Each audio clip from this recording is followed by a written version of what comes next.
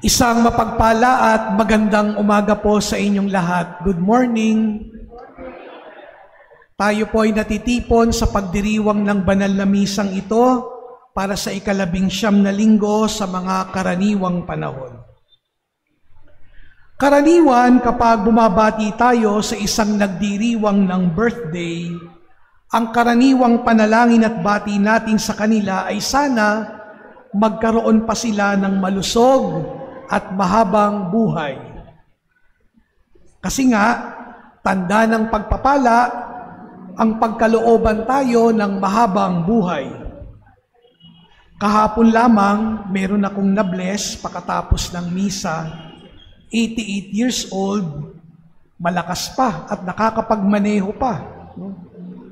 Salamat sa Diyos, salamat sa mahabang buhay. Pero mga kapatid, minsan may mga tao rin na kahit na binigyan ng mahabang buhay o maikling buhay, dahil maraming pinagdaan ng pagsubok o hirap sa buhay, parang mas tinanais pang mamatay. O di kaya naman, nawawala na ng gana sa buhay, nawawala na ng drive sa buhay. At ang kanilang katuwiran, aanhin ko naman ang buhay na ito kung puro na lang hirap. Pagod na at wala ng gana. Mga kapatid, ganito yung karanasan ni Propeta Elias sa ating unang pagbasa sa araw na ito. Tandaan natin si Elias ay propeta ng Panginoon na nakipagtunggali sa mahigit 400 propeta ni Baal doon sa bundok ng Carmelo. At sa tulong ng Diyos, naging matagumpay siya sa kanyang paikipagtunggali sa mahigit 400 bulaang propeta ni Baal. Pero sa kabila ng kanyang tagumpay, imbis na siya ay gantimpalaan, siya ay inusig pa at ibig patayin. Narito si Elias sa kabila ng kanyang tagumpay, dapat masaya siya sa kanyang tagumpay, dali-daling tumakas, dahil may mga taong nagnanais na sirain siya at nagnanais na siya ay ipapatay. Kaya nga, sa pagtakas ni Elias, napagod siya at sa baba ng isang malaking puno, nanalangin siya sa Panginoon. Sabi niya, Panginoon, kunin na po ninyo ako. Ako po ay hirap na at nais ko nang mamatay.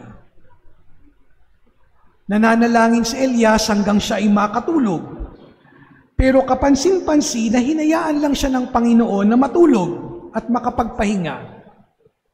Pagkatapos, pinadala ng Panginoon ang kanyang anghel at pinakain siya ng mainit na tinapay at pinainom ng tubig. Pagkakain ni Elias, maayos na uli siya at muling naglakad. Sinasabi na si Elias ay lumakad sa bundok ng Horeb sa loob ng 40 araw. Dito makikita natin na nasumpungan ni Elias ang kapahingahan sa Diyos dahil nakakain siya ng tinapay galing sa langit. Natagpuan niya ang lakas sa tinapay na binigay sa kanya ng anghel. At nakita ng Panginoon na ang pagod ni Elias ay baliwala dahil ibinigay sa kanya ang kapahingahang kailangan niya. Mga kapatid, sa buhay natin, minsan meron din tayong ganong mga karanasan. Napapagod din tayo, nauupos din tayo, nawawalan din tayo ng gana. At siguro yung ilan sa atin, katulad ni Elias, maaring nakararanas ng depression. Kaya nga paalala ng Diyos, sa gitna ng lahat ng mga karanasang ito, mahalaga ang pahinga. Pero yung pahinga na dapat nakakapagbigay buhay. Mga kapatid, kailangan natin ng pahinga. Pero sa kabilang banda, huwag naman ding sobrang pahinga. Kasi kasalanan din naman ang pagiging tamad. Minsan may ma-encounter tayong mga tao na kakaunti naman ang ginagawa o halos wala namang ginagawa, pero pagod na pagod pa rin sa buhay. Kaya nga, kahit yung pagiging tamad, nakakapagod yan. Pero sa panahon natin ngayon, marami sa atin, iba't ibang pagpapahinga ang hinahanap. Pero ang magandang tanong, is the quality of our rest is life-giving? Nakakapagbigay buhay ba sa atin ang ating mga pagpapahinga?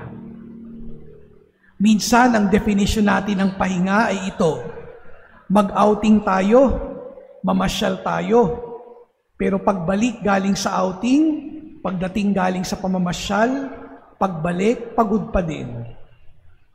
Minsan naman may mga tao ng idea ng pahinga ay mag-inom, kumain ng marami, manood maghapon ng pelikula at manood ng TV maghapon, pero pagkatapos nun, pagod pa din.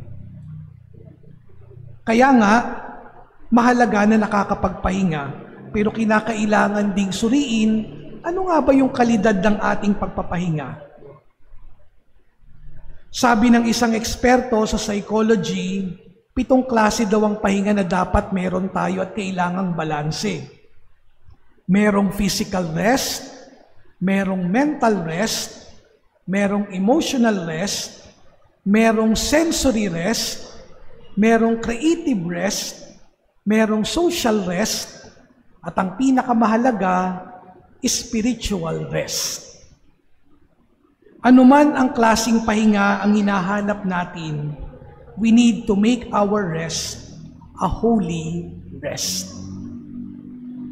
Kung titingnan natin, ang Panginoong Diyos, nagpahinga din matapos niyang gawin ang gawang paglikha. Di ba naalala natin, sabi sa Genesis, on the 7th day, God finished His work that He had done and He rested. So God blessed the 7th day and made it holy. Pinaging banal ng Diyos ang ika-7 araw, banalang araw ng pamamahinga, lalong-lalo na yung ika-7 araw. For our purposes, ang ika-7 araw na ito ay ang araw ng linggo, kung saan sama-sama tayong sumasamba, nagninilay ng salita ng Diyos, at nagkikiisa sa pagdiriwang ng banal na Eucharistia. Sana sa pagdulog natin sa mga gawain natin ng linggo, gawain ng pagsamba, sana dito natin natatagpuan ang kapahingahang kailangan natin, lalong-lalo na para makapagpatuloy sa ating buhay. Alam nyo, naalala ko tuloy yung kwentong parokya na narinig ko na way back. At siguro magandang i-share ulit dito. Meron daw isang parishioner na hinahanap ang kanilang parish priest. At dahil araw ng Lunes, alam naman natin kapag Lunes, day off ang pari. Kaya nga nasanay tayo na walang naglilibing ng Lunes dahil mahirap maghanap ng pari kapag Lunes. Dahil yan naman ay araw ng pamamahinga. Itong parishioner na to, hinahanap ang kanyang parish priest. At doon, sa kanyang pag-iikot, nakita niya si Father na nag-aayos ng halaman doon sa kanyang garden. Apparently, si Padre pala ay isang plantito. So alam niyo na hindi ako yung kwento ko kasi hindi ako plantito. Sabi ng parishioner, nilapitan niya ang kanyang pari. Sabi niya, Padre, naka-day off ka pala. Sabi niya, alam mo, Father, sabi niya ganon, hindi dapat nagde-day off ang pare. Sabi niya ganon. Kasi ang demonyo, hindi naman nagde-day off. Araw-araw siyang gumagawa ng masama at masyado siyang active. Kaya kung hindi nagpapahinga ang demonyo, dapat hindi rin nagpapahinga ang pari. Sabi ng pari sa kanyang parishioner, naku, ma'am, gusto niyo po ba talagang makita ang demonyo? Sabi niya, pigilan niyo po ang mga pari na mag-day off. Makikita ninyo ang inyong pari magmumukhang demonyo. Pero mga kapatid, seriously, kung hindi natin gagawing banal ang mga araw ng ating pamamahinga, baka ang buhay natin ay mapuno ng maraming mga hindi magagandang bagay. Sabi sa ikalawang pagbasa, sama ng loob, galit, poot, magiging mapanlait, nananakit ng damdamin. Mga bagay na sinabi ni San Pablo sa ikalawang pagbasa na dapat nating iwasan. Bagkus, sabi ni Pablo, maging mabait, mapagpatawad at maawain. At yan ang bunga ng ating espiritual na mga ginagawa. Yan ang ibinubunga sa atin.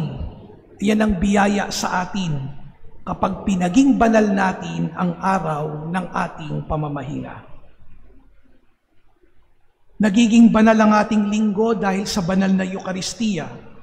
At sabi ni Jesus sa Ebanghelyo ngayon, ako ang pagkaing nagbibigay buhay.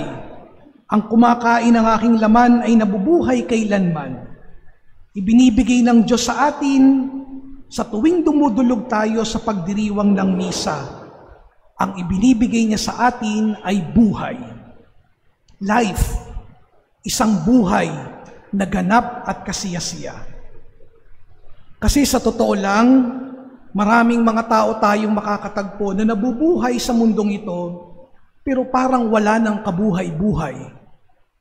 Nawawala na yung sense of purpose. Nawawala na yung sense of meaning sa buhay. Dahil una nang nawala at una nang hindi pinahalagahan ang kanyang ugnayan sa Diyos. Nabubuhay pero walang kabuhay-buhay. Tingnan nga ninyong inyong katabi kung may kabuhay-buhay pa dyan. Sana mabuhay tayo ng buhay na buhay dahil una na nating natanggap ang pagpapala ng Diyos. Ngayon ay araw ng linggo. Bukas, ang ilan sa atin, ang karamihan sa atin, babalik sa kanyang trabaho. Yung mga estudyante, babalik sa kanilang mga paaralan. Yung iba, babalik sa kanilang usual grind, sa kanilang pang-araw-araw na buhay. Haharapin pa rin ang parehong hamon. Pero kamusta ang disposisyon ng iyong puso? Sana naman, paglabas natin ng pagdiriwang na ito, mayroong pinagkaiba. Dahil tayo'y binusog ng salita ng Diyos at binigyan ng panibagong sigla ng banal na Eucharistia na ating pagsasaluhan. Sana katulad ni Propeta Elias, makamit natin ang panibagong lakas, ang panibagong sigla, gampanan ang gawain at misyon ng may kagalakan at malalim na pagtitiwala sa Diyos. Upang nang sa ganon, tayo rin maging tagapagdala ng lakas sa mga nanghihina, nawawala ng pananampalataya, nawawala ng loob.